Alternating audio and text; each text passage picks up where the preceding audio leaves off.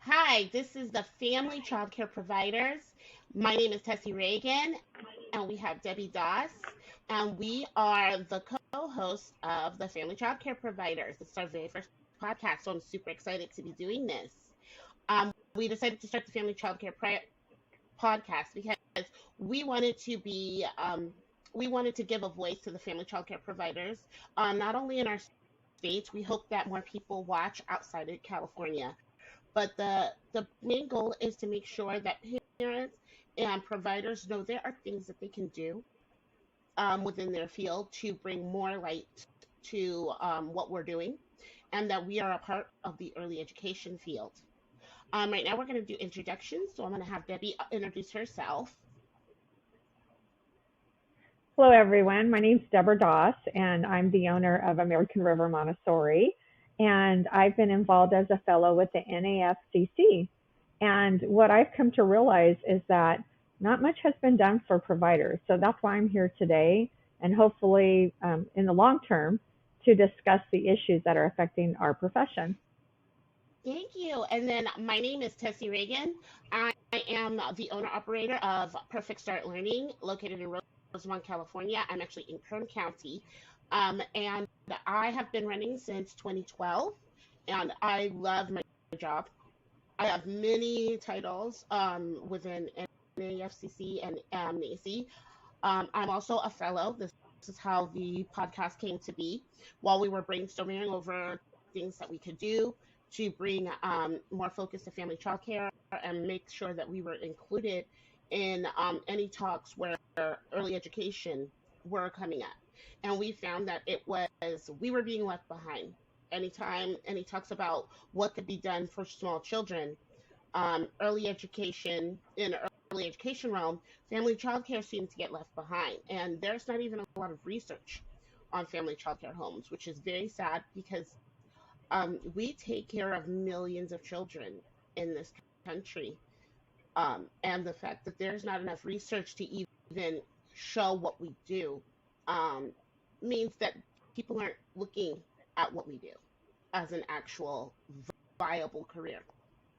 So today we're going to be talking about the California. How many, Oh, what were you going to say? Tessie, how many of us are there in the state of So California? I think the last time I looked, it was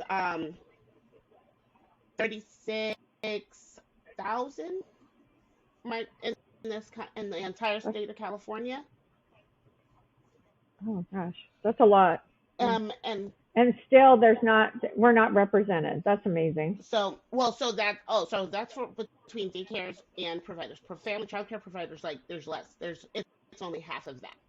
So it's about 12, between 13 12 of us. Got it. So and then so today we're gonna be talking about the California proposed budget and what we found when we went through it. We actually went through two sections, and the reason we went through these two sections is because um, we were supposed to be we had been falling under the Department of Education up until last summer, and we are Hmm. now under the Department of Health Services. So um, we wanted to check because we do follow Title 22.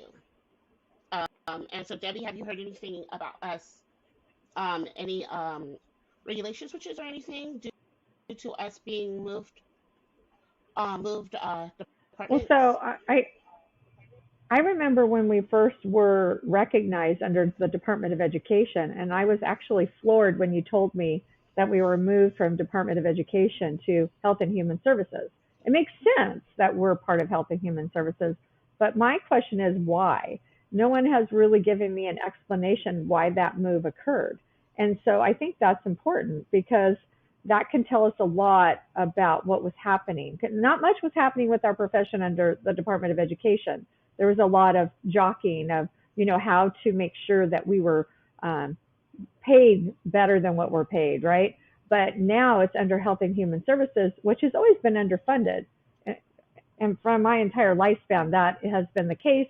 I have family that worked for Health and Human Services. Not a lot of money was provided. That was always the last funding source, from the government. They would always, well, they would underfund them, I should say. That was kind of the talk in my household. So I'm curious why we're there. It makes sense because they license us, but how are they going to make things different for us? That's the question I'm asking myself. Yes, and that's an important question. I don't know when this happened in California last summer. I actually was just moving off base. Hmm. So I was not, I was aware that they had shifted everything over Hmm. after the fact. And, we didn't have people coming into our homes for a while.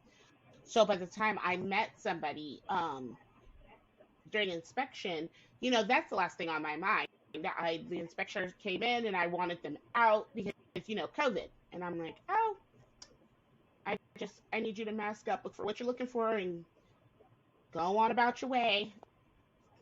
I don't want anybody inside. Hmm. To be honest with to be honest with you, because of COVID, I was in the same position for the last 2 years, and they did give us grant money to help us out.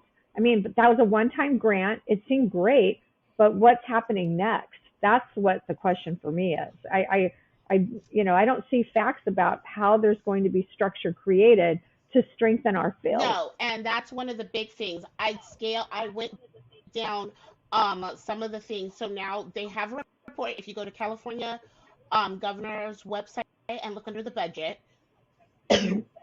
excuse me, you can look for you can look at the Department of Education. Now you have to be careful because there's also a separate one where it talks about Department of Higher Education. So you can look at the wrong one by accident. So there's Department of Education. Now what's funny is that this is framed as K through 12, but in that budget they address the money needed for TK and stuff. And Got then it. in the department in the Education for Health and Human Services, um, I did not see anything specific to us besides for subsidy. So I'm gonna have Debbie explain subsidy and how what goes into that to you because there's actually something interesting in the budget when it comes to subsidy for the new coming year.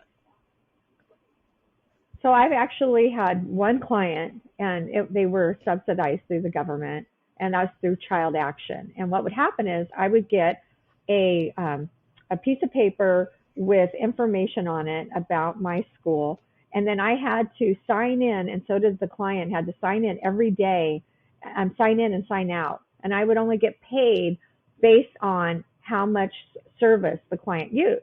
Now, grant you, my other clients would pay monthly. That's not how it works with subsidy. And I was a little surprised by that, but I wanted to help this lady out, so I did it. And I would like to do more, but there's no way I could run a business by getting paid after I provide service. I get paid before I provide service every single month from the majority of my clients. So to me, that was kind of shocking. But then, of course, they sent us some money saying, oh, here's some money, $400, for each student. This is our way of helping you because of Yeah. COVID. That still does not address the issue of being paid after the fact. And what happens, it's just each time that the client uses it. How can anyone really run a business like that? I get paid monthly. Other services get paid monthly. And, you hope the client uses the services. You want them to use the services, but I shouldn't be penalized for them not using the service because I'm providing the service every day. I'm here every day, whether that client uses the Yes. service or not. And so what I find interesting is that this actually, for me, is a clear indicator of how the government and society in general thinks about family childcare. Because what business, what business and what legitimate business is where the people are working before you provide them with payment. Any job you do, you at least have to give half of the money for what you're doing. Construction, you have to give them at least half of what your budget. But so before they start a project, you have to. So Right. if something happens, they're not out an astronomical amount of money because they began a project and didn't get paid. And that's I I, find I, that interesting.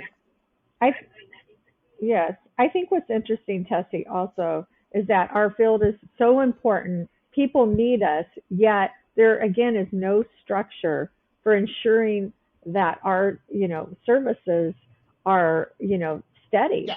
You know, it's baffling to me. No, they don't. What I think it comes from is we are the oldest form of childcare everywhere. We are the oldest form. People have always taken care of children either in their homes or in other people's homes. Um, and then we became regulated. But the way that we became regulated was they felt like we were housewives just earning a earning spending money. And I know that I Got it. actually use Uh, what I'm being paid to take care of my family. Well, I pay my mortgage. I buy the groceries. I pay the electric and gas bills and stuff like that. The biz money I make from this business is how I'm able to keep my doors open. And I think what's happening is that a lot of these mhm. people are not able to separate that because they work outside, they work outside the home. And we keep going, just because we're in our homes doesn't mean that we're not working. Our job is inside our homes. We have to make sure that we can pay all of the bills and take care of everything so that we can maintain this service. I think you make a really interesting point. I think back in the day, a lot of people did just utilize this type of service to take care of things. A lot of housewives did offer daycare because they wanted to supplement their income. It was short term. They didn't stay in this field, but now it has changed. There's people like you and I that consider ourselves professionals, and that the landscape is changing. And I think we do have that problem of, like you said, people thinking this other thing that we're just doing it because, we want to supplement our income. That is changing. We actually do support our families. I support my family the same way you do. And I think maybe we need to, break through that myth, because it is a myth now, because there's so many requirements to be a professional in this field that we need to let people know what we have to do to be able to, provide service. It's no longer you can just get in and get out.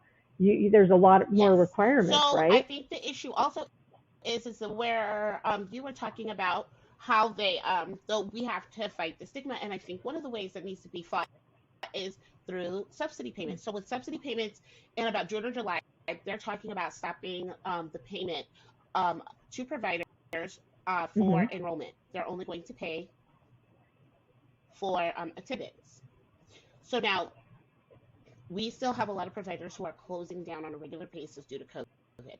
They have to close down because somebody in Yeah. their school tested positive after they went home, and now there's an exposure risk. So now they are closed for 10 days. This is 10 days, and in the case of a provider that accepts all subsidy children in their program, that's 10 days that of the month that they don't get money. But they don't even have that money. They don't have the money. Then at the end of the month, they're going to be Okay. shorted, and there is no way to make it Hmm. up. It's not good. When I have my clients Right. sign my contracts are for the spot. You're signing up for the spot. You're paying based on the spot, not attendance. This ensures that I can pay my assistant and I can pay my bills and I can remain open.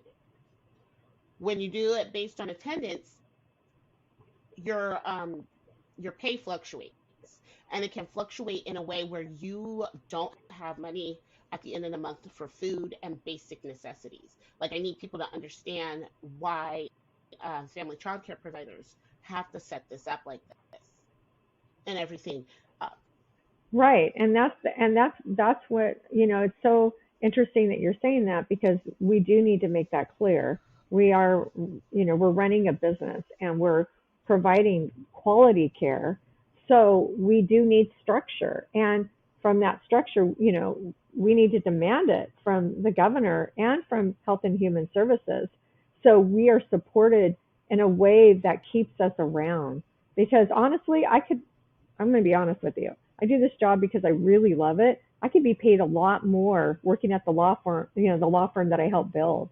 Or, I could do that, but I love this field. I love what I do. I work hard. I'm getting my master's to do even better job. But with what's happening, it's just this the same old thing. It's like anytime there's a field with women primarily in it, we get paid less, and we're considered last. And my concern is with Health and Human Services. How are they going to create the structure so they support us? Yes. That's really the question. And that budget doesn't show anything. I'm very scared for what they're going to do for because even with me seeing what they want to do for subsidy, I don't think it's enough.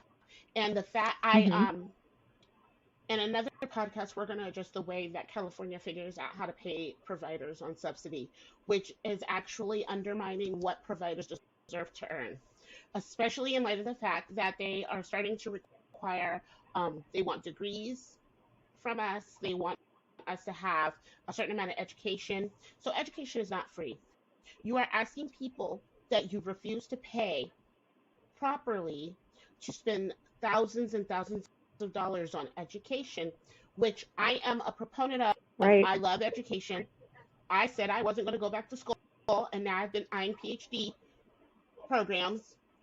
So obviously, you and I are in the same boat. I'm thinking after the master's, the PhD, to do an even better job. I said I wasn't going to go back to school, but obviously I love school. But also knowing that some people could not afford to go to school, and they are great at their jobs. They keep up on the latest in early education. They make sure that their approach is developmentally appropriate. They're constantly changing and modifying for the children and families in their care. Experience does count for something, especially if you keep going back to learn more. We can't keep disregarding family child care providers, asking them to get all of these degrees, and then when it comes time to give out money, saying, oh, well, because you work out of your home and you don't have this, and you don't have this, and you don't have this, now you only get this much money. So yeah, we did get that grant. You're talking about the 3,600, right? Okay, so let's break that down. Yes. Yeah.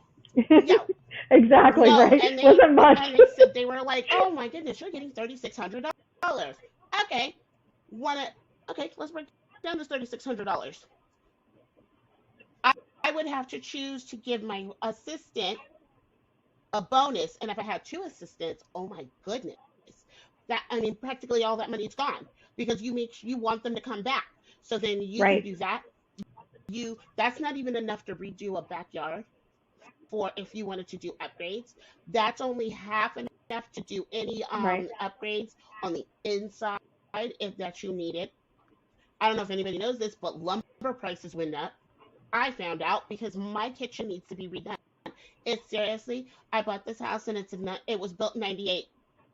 I need a new kitchen, you guys. And I need a new kitchen so that I can actually provide better care. Just like when centers upgrade of their kitchens, their offices and all that stuff. This is part of that. We were sitting down trying to figure out, can we redo the playground? Can we redo this? And it ended up, all I could do was really give my assistant a bonus and buy new supplies. Because that money was not going to stretch very far. Well, we have another problem too, because again, the budget, the reason why there's a lot of talk about our field in the news is because there's less of us. A lot of people have left this field, and right. And the thing is that here we are, and we're trying to hold on to our staff. I don't know about you, but I've given 2 raises in less than a year because I don't want my staff to leave. And because you can go work at a fast food restaurant and make more money than doing what we do, Tessie. And so how do we combat that? So now we're dealing with the higher wage, needs that these individuals, they have a right to ask for more money. And inflation's so bad. Like, of course, I mean, honestly, you know, assistants get paid like $14 an hour, $15 an hour. This is Oh, not a lot of money. So if you had to live off 14 or let's $15 talk an about, hour out yeah, no, in an let's talk about apartment, that. there's no I got to way. California. California said Yeah. that with my bachelor's degree, they would pay me $16 an hour. And I was sitting there like, Hmm. $16? I've been in this field for a while. I have a bachelor's degree. Right. Why am I only making, that's not even entry level pay. That's like below that. I was like, I didn't deserve entry level pay with everything that I did. But I think a lot of people don't consider Right. family childcare an actual uh, sign of experience. We run our own businesses, you guys. I have to do taxes. I hate Hmm. taxes. I have to keep paperwork. I have to enroll and disenroll children. I have to plan. I have to do lesson plans. I have to disinfect and maintain my house to a standard that makes that so that parents know that their children are coming to a safe and healthy environment. I have to do this, and I have to do this Right. primarily by myself. And I have a great assistant, so now I have an assistant now and everything. But there's only so much that should fall under her purview when it's my house. You know, so and Hmm. I'm I'm sorry. Why are you acting like we didn't the only thing we did was sit on our butts and watch TV? Because no provider that I know does that. No provider. No. No, a lot of us, you do it for the labor of love, but really the tide is changing. It's a profession and we need to treat it like such. It's the same thing with a lot of other professions with women primarily in the field. You get paid a lot less. And the only way we're going to change that is by demanding structure. If Department of Education were not under that, which they were starting to create structure, but Yeah. they were dragging their heels. But now with Health and Human Services, we have to demand it and that there's a budget to support us. Like any other profession, doctors, nurses, this field is so critical for children 0 to 5. We have such a huge impact on these little brains that of these children. It matters what we do. And so we need to be paid accordingly. And that means supporting us and creating structure in Health and Human Yes. Services, if And that's so where we're going to no, that be. actually reminds me. So now we talked about subsidy. We also have to talk about the fact that Hmm. there is infrastructure an infrastructure grant coming out, Uh-huh. and it's a webinar on February 15th for how family child care providers can access it. Now, the issue is that we have like 12,000 plus, providers in all of California, and it's only Hmm. $1 million, just one, $1 million. So this is basically going to be a very big rush. Is that 100? Is that 100 million or That is 1 million? that is it 100 million? How much? I How much for? I put 1 million. I was also real tired when I wrote it. Yeah, got it. Okay, yeah. So that's and I mean, it's But a it's a grant, right? one-time grant. And so the question is, are they Yes. just thinking a one-time fee make us happy? Because we've never really Yeah, so received this anything is for a long, a lot of the money I mean, that's how much coming money have we down to really go to received? childcare, including TK, is only a Uh-huh. one-time infusion. So they want programs started. They want all kinds of things. They're Uh-huh. giving the money for all these things, but then once they get started, where's the funding coming from? You're saying that this is a one-time fee. Are you going to continue to funnel money into this to Got it. to make sure that these programs stay around for a community that needs them, or are you just going to infuse it and pretend that you did something and then act like the people who were in charge and the people using the programs caused it to fail? Like, what are we doing here? So this is what's interesting. This is from the American Rescue Plan, Yeah. so it's a federal government funding. So they're trying to help us out. But what is the state of California doing? That's the big question. You know, the Department of Social Services, what is their long-term plan for strengthening our field, which is so much in And demand, and there's not enough of it. and So what's going let's to be happen real here. The there? Department of Human Services, Health and Human Services, they are underfunded. They are vastly underfunded, which was one of my questions Right. about why we were moved from Department of Education Mm-hmm. in the first place to Human Services. We have been moved to nobody. Does anyone Yeah, does if anyone somebody have an answer knows, for if that? somebody watching Does knows anyone know why? why, I would love if they would comment and let us know, Oh, because um the Health and Human Services, I know they're under a lot of stress. They have a lot that they're dealing with, and the population that they right. tend to deal with on a regular basis are they are in high need.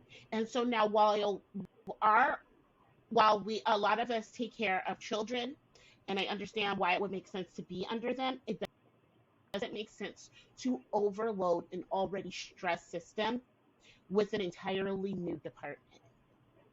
And when you have to overload a system that isn't getting Got it.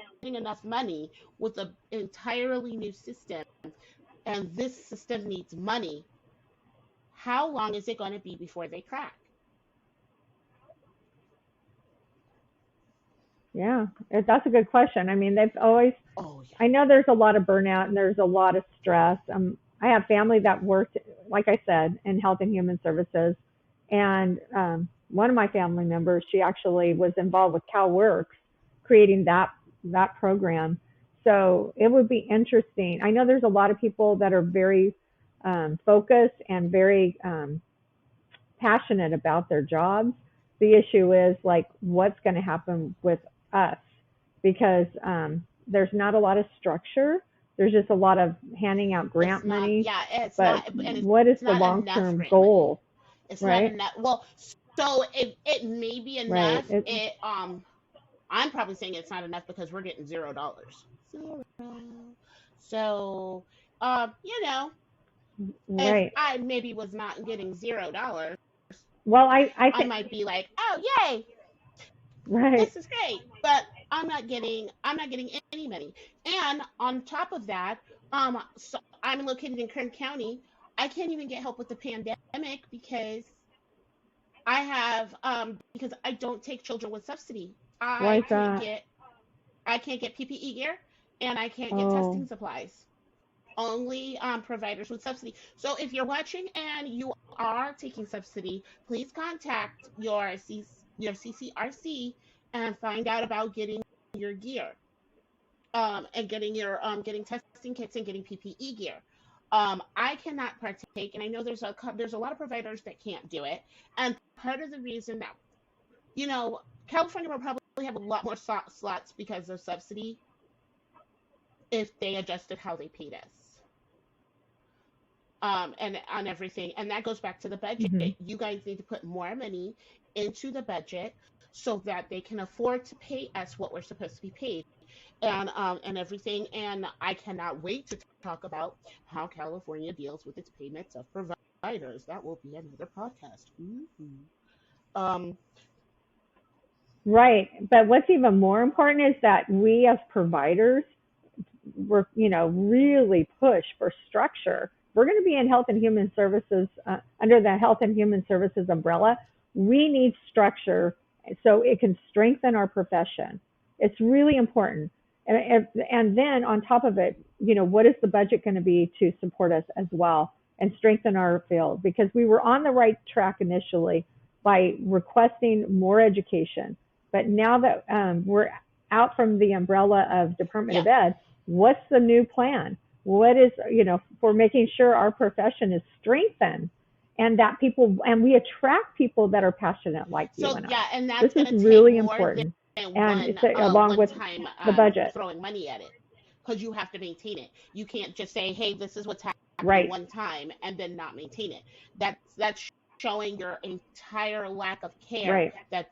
about this field going forward and being maintained.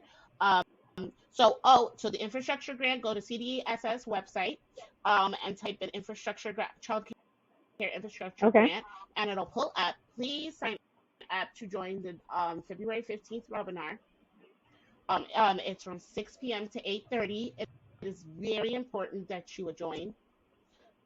Oh, And if they can't find it, they can yes, contact you or me, yes. and we can email them the information, If you right? want to How can they reach reach me, you, Tessie? email me at mstessie at perfectstartlearning.com. I will have the link under this post. And then your email. Folsompreschool@gmail.com. So anyone who wants to reach me, please reach out. The Yes, more and connected we we will are, also the be stronger we having are. guests on. This is a podcast for providers. You are all the experts. We want to help parents understand what we do in the business. We are advocating not just for ourselves, we're advocating for parents. What happens to your providers, and a lot of your providers are advocating on behalf of the children that are in their care, because if providers can't take care of themselves, then they're going to have a hard time taking care of your children, and that is not okay. They should not be framing everything and making providers feel guilty for asking for better structure and pay by acting like we're going against the best interests of children enrolled in our programs. I don't like when they do that. I also don't like when people act like we're asking for more money to make sure we can provide high quality, which is what they want, high quality programs, because that takes money, is us being selfish and being money hungry. Like Debbie said, a lot of us could probably exit the field and work in other locations and get paid more and stuff, but we don't want to work in Yes. other fields. We don't want to go anywhere else. No, I love my job. That's why Yeah, I'm getting the master's. That's why you got your master's, yeah. and that's why We we're love probably going our to go get our PhD next. we You know, love our we jobs, love this and too. no one should be able to equate us asking to be respected better for us being greedy. This is a field that is largely populated with women and women of color, and when it's usually a large women and women of color population, we tend to have to fight harder, get louder, and make bigger moves in order for people to realize what's happening. What's actually happening is that this field is cracking under the stress. Providers are leaving. Providers are leaving, and they're not coming back.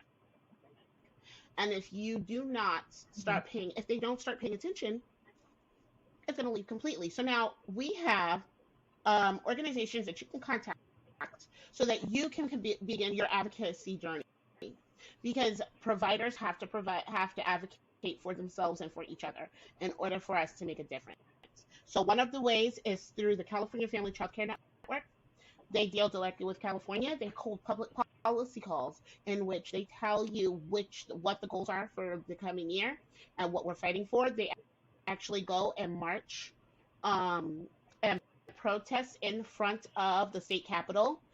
They frequently hold meetings with senators, council people, and anybody in charge. You can also use childcare change makers. I do believe Childcare Changemakers has a grading report card on their site that you can view the representatives from your area and see where they fall in voting for things for families and children. This type of resource will help you know if you should continue to support somebody that may not be voting in your best interest when it comes time for bills to come forward.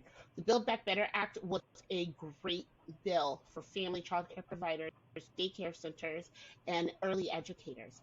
There were, of course, always with bills like this, there was going to be some bumps along the way, but it meant that family child care educators and daycare center providers were going to get paid the way that they deserve to be paid.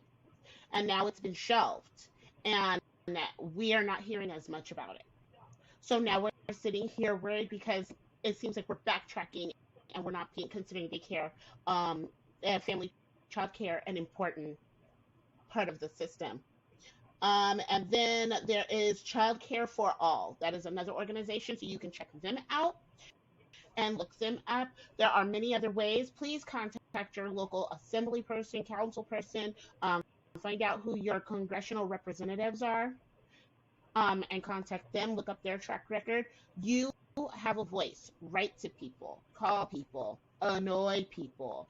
It doesn't matter, because at this point, when you try and keep working on their timetable, things won't get done. And I think a great example of this is the Build Back Better Act. We keep working on their timetable. We keep saying, oh, they're going to do this, so let's keep working, but then it didn't go through. Now this budget is happening. We're not seeing us in the budget. Now is the time for parents and educators to get together, because family child care providers are educators, and start moving, start talking, start yelling at people. Or, well, maybe not yell at them. Wait until they yell at you first, and then you can yell at them. Not yell. Yeah. Yeah. You don't believe in I'm a yelling. naturally loud person. Just being passionate. I can't tell you how many times I've told people, I've been like, you seem angry. I'm like, I'm not angry. I'm just ready to go. No, you're energetic. Yeah, I'm just ready to go. And passionate. Yeah, I love it. That's why I'm here, because of your energy. It's amazing. You're welcome. And, just wanting to make a difference, Tessie, you really, you're very involved and you're inspiring. And, we're lucky that you are, really shouting from the mountaintop. Yes. We've got to do something. Providers like it's you awesome. that see what the field is. And both of us run our programs as preschools. Because when I started, they told me, oh, you can't do that. No one's going to bring anybody to your house for preschool. And I was like, oh. Oh, people told me that too. Really? I have a waiting list now. And it happened. Yeah. I have a wait list. I actually had to start my interview list in October for the new school year. So it's not impossible. Mm-hmm. When parents see that you care about their children and their well-being, and their education, and then them as a family as a whole, they want to be a part of that. That for parents, parents are looking for people who care. That is what parents are looking for, and they don't, and we care. Family child care is part of, yes. And passionate about education, because when they see that you're passionate about education and you want to help them and their family succeed, they are there. They want to work with you. And that's how I built my business, is because I do care. And I have raised my daughter, and she's now attending college. And I know the path. And I'm helping other families figure that path out, because there was no one to help me. I just kind of figured it out on my own. The public or go off into the private school industry is important. Parents, some children end up needing extra help in school. They may need extra support. And making sure parents know, hey, these are the questions you should ask. These are the things that your children should be having. I am proud that I am able to be one of the people that help them with that. All right, so I think we may have talked enough. So that being said, my dog has also had something to say about this. The California budget is showing $0 coming to providers that do not take subsidy, and those that do take subsidy. So as Carl Sagan would say, there's a baloney detection. Yes. There's $0. $0. And unless you take subsidy, you guys are not being paid enough. You deserve to be paid more, and you don't deserve to be paid or treated the way you're being treated by the state that is supposed to be supporting and helping these families by sending them to you also. So everybody is hurting all around with how they're doing the budget right now. And please check out the February 15th infrastructure grant webinar, but given by CDSS, 6:30 p.m. to 8:30. Please check that out. Yep. I want everybody to make sure that they understand how to apply for this grant, because if you need anything done, like your fence lights being replaced. You need to replace things in your Yeah. inside your playground. You need things that will make it better for your program. Mhm. You need to find out how and what exactly you can apply this grant to, and everything. We will be back at the beginning of March with our new podcast, and I will release what we'll be talking about in a week. So I'm sorry. We both we both run businesses, and we ran out of time to come up with our content calendar, so we're gonna do that. But otherwise, I am super excited. Thank you so much, Debbie. It was great doing this with you, and I can't wait to keep doing it with you. And I'm so glad we ended up being partners in the fellowship so we could start this. This has been a lot of fun, and again, your passion is I'm contagious. just excited. And thank I you, can't see the Tessie, sleep for lines on my including me. face from me waking up late for this. That's fantastic. And so everybody, we'll see you next time. Please share, like, and subscribe. I will figure out how to do a subscribe button, and then you can do that. Thank you. Bye.